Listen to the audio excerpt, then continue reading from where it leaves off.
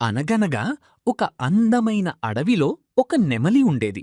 దానికి తన అందమంటే చాలా గర్వం.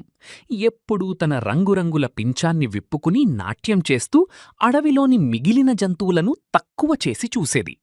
ఒకరోజు ఆ నెమలి నది ఒడ్డున ఒక కొంగను చూసింది.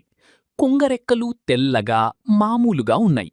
అది చూసి నెమలి నవ్వుతూ, అయ్యో కొంగబావా, నీ రెక్కలు ఎంత రంగు లేకుండా వెలవెలబోతూ ఉన్నాయో చూడు. నా పించాన్ని చూడు, ఇంద్రధనస్సులాగా ఎంత మెరిసిపోతుందో.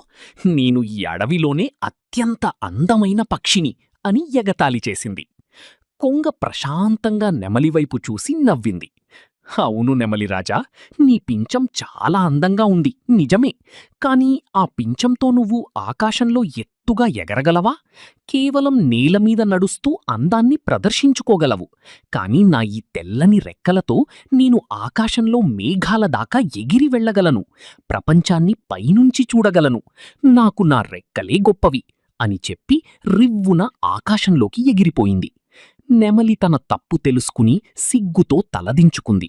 కేవలం బయటి అందముంటే సరిపోదు, మనకు ఉపయోగపడే గుణముండాలని గ్రహించింది.